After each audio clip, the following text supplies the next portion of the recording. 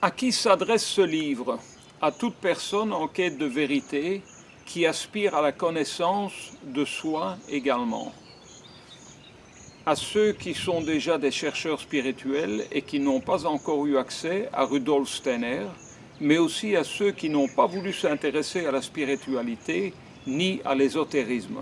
Ce livre s'adresse aussi aux scientifiques qui veulent étudier le monde et sont prêts à briser les préjugés scientifiques. Rudolf Steiner, né en 1861 et décédé en 1925, fut un géant de l'esprit en Europe. Il fut l'un des précurseurs avec la nouvelle ère qui s'ouvrit au début du XXe siècle. Cette époque tournant historique qui verra les découvertes d'Albert Einstein, Max Planck, Sigmund Freud, Tesla, Charles Darwin, pour ne citer que les plus connus. L'effroyable Première Guerre mondiale qui a poussé les gens à se poser des questions comme « Que va-t-il se passer par la suite ?» Quel est le sens de toute cette folie ou n'y en a-t-il donc aucun? Et c'est précisément à cette époque qu'est apparu Rudolf Steiner, capable de fournir des informations sur toutes ces questions décisives de la vie, d'un point de vue à la fois authentiquement intérieur et extrêmement scientifique. Un des objets de ce livre est de donner un aperçu de son œuvre. Il est grand temps que notre société en crise intègre son savoir. Ces œuvres complètes comprennent plus de 350 textes, dont plus de 30 livres écrits par Rudolf Steiner lui-même. Il a aussi inlassablement donné des conférences publiées ensuite, plus de 320. On distingue conférences publiques et les conférences données dans le cadre de la Société anthroposophique, fondée en 1913 en Allemagne, au contenu plus intime et ésotérique. Plus de 3500 conférences, plus de 100 000 pages. Un auteur vraiment prolifique. Si, comme moi, vous n'êtes ni familier avec l'auteur ou l'anthroposophie, ce livre vous aidera dans une recherche sérieuse de la vérité. Grand sujet abordé, le matérialisme, la grande maladie de notre époque, la science et l'amour de la vérité, le mystère de la matière et l'énigme de la physique, le singe descend-il de l'homme? Nous vivons dans un nouveau Moyen-Âge. L'auteur Axel Burckhardt fait parler Rudolf Steiner lui-même à travers ses écrits. Toutes les citations sont en italique et les chiffres à la fin des citations réfèrent aux textes originaux cités dans la bibliographie du livre. L'anthroposophie est avant tout une science, même si la vérification n'est pas effectuée ou possible au moyen des expériences scientifiques habituelles. C'est une science de l'esprit qui nous révèle les secrets du monde spirituel. C'est une science de la vie qui cherche à savoir ce qu'est au fond de la vie, d'où elle vient et comment elle se développe. C'est une science du point de vue de l'esprit, c'est-à-dire une science qui complète la procédure scientifique habituelle. Dans son livre Théosophie, Rudolf Steiner explique pourquoi il est si problématique pour l'homme moderne de reconnaître l'existence des mondes spirituels et de la vision spirituelle. Comment prouver à un aveugle que les couleurs existent? Même s'il ne peut pas les voir, un aveugle doit croire que les couleurs existent, comme nous l'affirmons, et il a besoin qu'on le guide.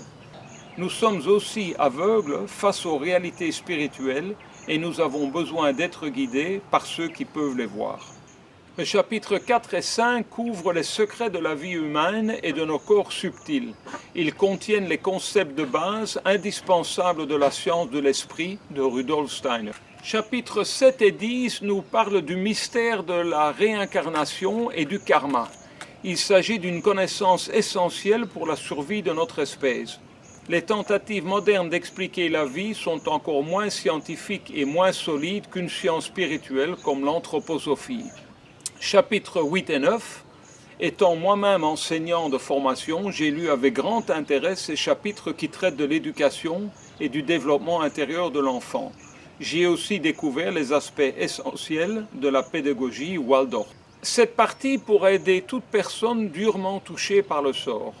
Cette connaissance peut atténuer notre chagrin et apporte du réconfort à nos âmes.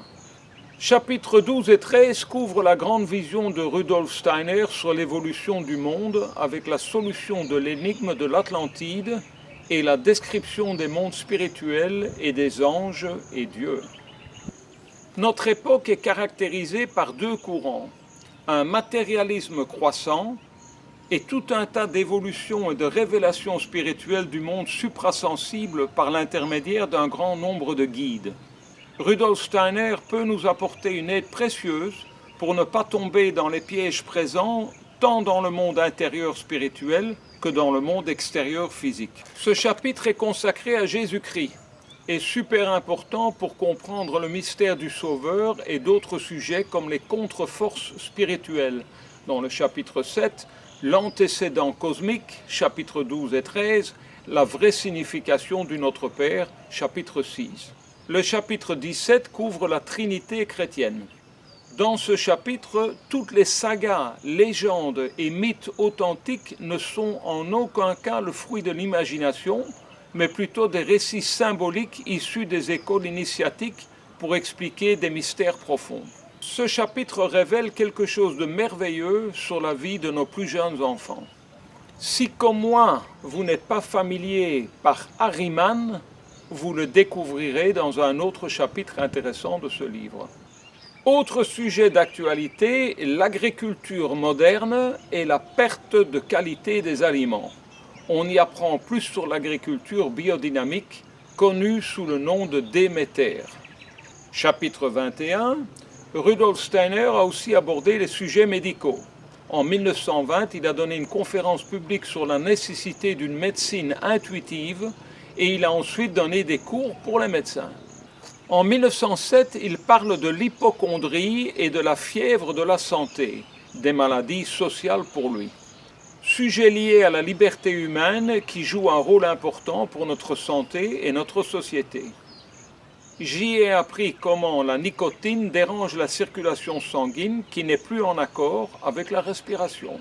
Quelques sujets brièvement abordés. Au chapitre 26, il parle des anciens Sumériens et Égyptiens qui ont découvert, en observant les étoiles, des métaux comme remède en relation avec les planètes. Au chapitre 27, il parle de l'influence des moines sur la science. Au chapitre 28, le passé nous aide à prédire le futur dans nos sociétés en déclin. Chapitre 29, je vous laisse la surprise. La philosophie de la liberté traite sur le plan philosophique de notre pensée en tant que fondement de notre liberté et de notre humanité, ainsi que des questions sociopolitiques. Chapitre 32 et annexe. Excellent choix pour ce dernier chapitre que vous découvrirez à la fin de ce livre, qui vous fera découvrir pas mal d'idées nouvelles et qui vous incitera probablement, comme moi, à vouloir lire en plus de détails l'œuvre de Rudolf Steiner. Pourquoi les livres de Rudolf Steiner ne sont pas des livres normaux?